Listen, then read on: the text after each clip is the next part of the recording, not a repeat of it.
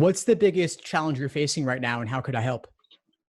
Honestly, I know I'm not the only one going through this, and you've probably heard this a million times, but time management is my biggest challenge. And I took some notes in case you don't mind. I'm just going to read off of it. Sure. The one thing I struggle the most with LR and RC, but mostly RC, is I reread the passage way too many times. So whenever I'm going through the options in RC, I like read the first option and then go back to the passage and the second one and back, and I read it like 6 to 7 times. What strategies do you have to effectively read a passage and also stay within time? Sure. Well, on your initial read, what are you looking for? Honestly, I try to pull out conclusions and then underline some key words. In some instances, I read the options before I actually read the passage, so it gives me a better idea of what I'm looking for. But the first time I read it, I try not to scan, but that's what I end up doing. So it doesn't really make that much sense to me, and then I have to go back and digest it so many times. Right, Yeah. right. Okay, so a couple of things we could unpack there. First off, you said you're underlining, right? So Yes. you're underlining, are you studying out of a book or on the computer or a tablet? Both book and computer. I have a few books, and a lot of my resources are on computer as well. So, and which LSAT format are you going to take? Are you doing paper and pencil, digital LSAT on tablet, or flex, or you don't know? I don't know what it's going to be. I'm registered for the July LSAT. It's looking like it's going to be flex. At this point, it's 50-50. Everyone's saying it's 50-50, but I'm not sure. I hope it's not flex. All right, we could talk about which format's better, which one you could hope for, but regardless, you know you're not doing it on paper. Right. So underlining in a book, if you are in fact doing that, is not going to be applicable to your testing format, right? Right. So I would suggest doing what you can to simulate your reading comp prep like it's going to be on test day. Okay.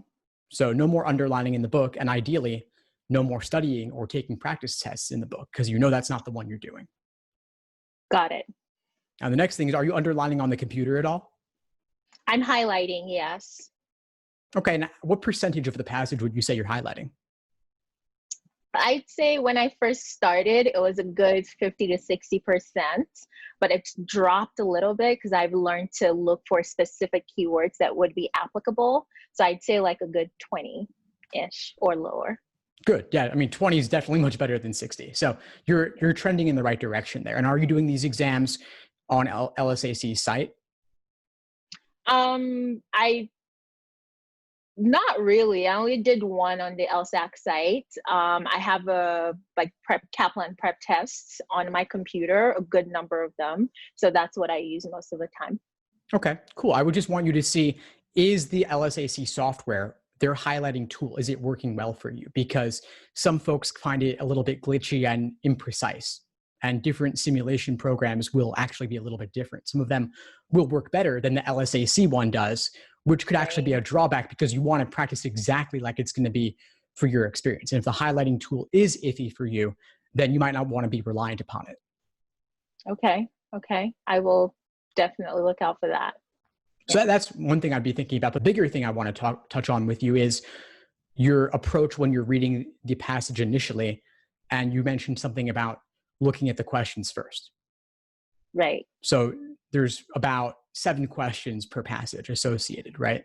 And so you're reading all 7 of those and then looking at the passage?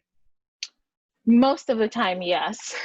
And I know that's not effective at all, but as much as I'm focused on trying to manage my time, I think I'm making all of these mistakes that just make me not manage my time. So what approach would be better for you that would serve you in terms of time management?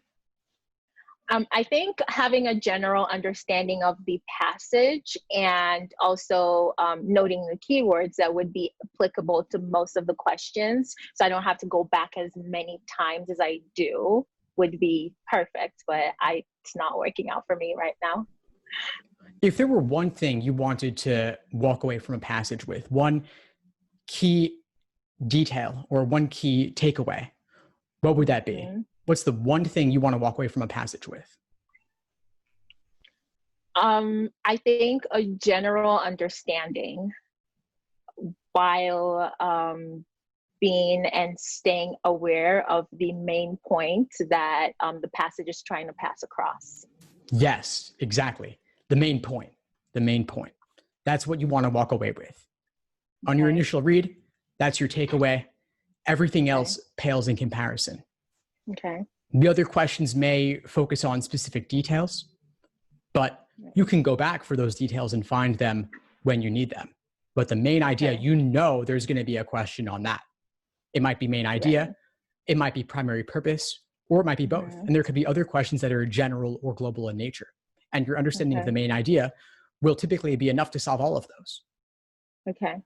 But 7 questions, I couldn't hold all 7 questions in my head along with reading the passage and then going back to those questions. It's just too much. We have Right. real limits on our short-term working memory. And Mhm. the LSAT pushes past those by design. And you see it especially in logic games, which is why diagramming is so useful there. Right. For sure. Thank you.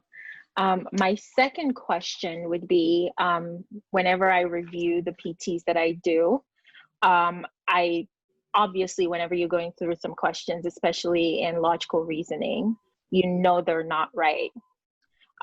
So whenever I review, I usually don't review them because I know they're not right.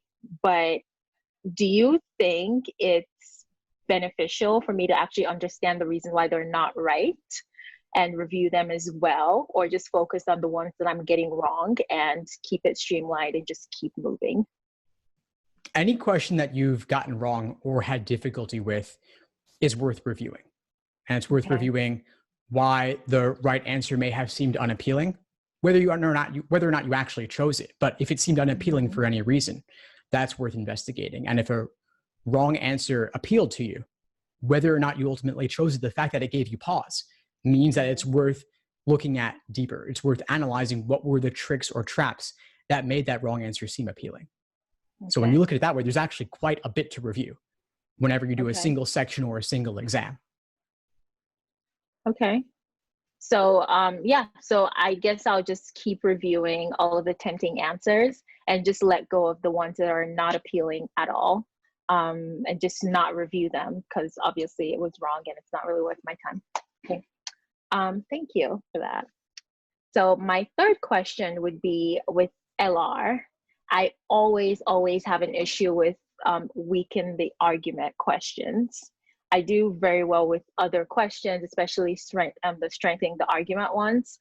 But whenever it comes to which option weakens the arguments, I feel like my brain just goes to mush and I have no idea what I'm doing. I'm just lost and I end up picking all of the wrong answers. So, what approach would you recommend that I use towards questions built that way? Well, let me ask you this. How do you feel about flaw questions? I feel pretty comfortable with them. Yes, I feel comfortable with them. Yeah, And what about strengthening questions? I feel really great. I would say they're my top strongest LR section. Awesome. Well, the reason I ask is that both of those actually relate to weaken in some way. Strengthen Okay, and weaken are obviously two sides of the same coin. So right.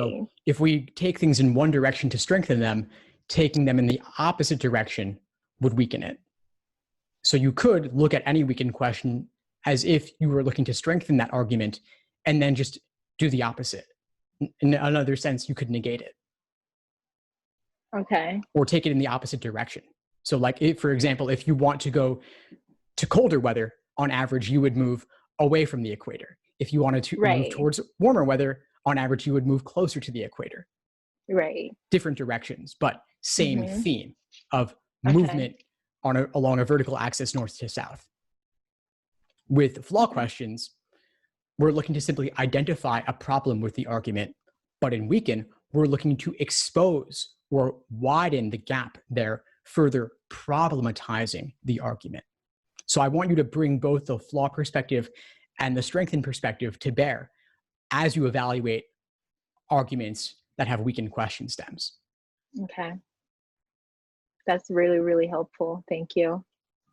Yeah, of course. And my last question would be, at what point before my test should I start doing time tests? I think overall I do really well with all the PTs that I've been doing. I score on like the high 160s, below 170s fluctuate, but time is just my issue. And I'm looking to do the July LSAT, like I said, but I haven't started doing any time tests yet. So at what point would you recommend that I start doing time tests, since now I'm in May and I have just 2 months to go? Sure. Well, I've gotten the sense from our conversation that you've gotten a basic familiarity with the different sections of the exam. Yeah. Is that correct? I have, yes. So then I think it's not too early to start doing timed exams now. Okay. Just do one or two. Obviously, don't take them as being your ultimate potential, because pacing and endurance are other elements to this exam on top of simply accuracy. So be patient with yourself, give yourself time, and know that your 10th timed exam will be a very different experience from your first timed exam. Right. And you Right. could do, depending on your availability, your schedule, you could do one or two a week. Okay. The other thing I'll add for you is, as we said, at the moment, speaking in early May, we don't know whether the July LSAT will be a flex or a regular 5-section exam. As we're thinking, there's a good chance it'll be flex. And so I would do at least a handful of exams in each format. Right. Okay. And the software on LSAC's site will let you practice in both the digital LSAT format on tablet as well as the computer online format. And one strategy you could use is do a handful of 3-section exams as well as a handful of 5-section exams, or you could do a 3-section exam, take your break, then do the next 2 sections. Your first 3 sections are your LSAT flex results, and your full 5-section experience is your in-person result, obviously adjusting for the experimental and the raw score conversions. Right. Right. Okay. Yeah. Wonderful. Thank you so much. This has been really, really helpful. Yeah. Of course. I'm glad to hear it. Before we sign off, what would you say is the biggest insight you got from our call today? There's 2 of them, actually. The first one was about RC, and just reminding myself that you reminding me that I need to focus on the main point of the passage instead of trying to limit myself and trying to figure out the answers to all of the 7 questions the first time I read the passage. And the second point is with LR, what weaken the argument questions, that I should, a good approach to solving those questions is try to widen the gap and finding the problem instead of just doing whatever I've been doing before and just trying to read through and figure it out. But pretty much just focus everything that I've been doing with strengthen, but the opposite. Awesome. Well, keep in touch and let me know if you need anything at all as you move forward. Will do. Thank you so much for your time. Thanks for tuning into the show. Please subscribe if you haven't done so already to be notified of new episodes as I release them. And feel free to reach out if you need anything at all as you move forward with your prep. I'm happy to help however I can. In the meantime, I'll wish you all the best and take care.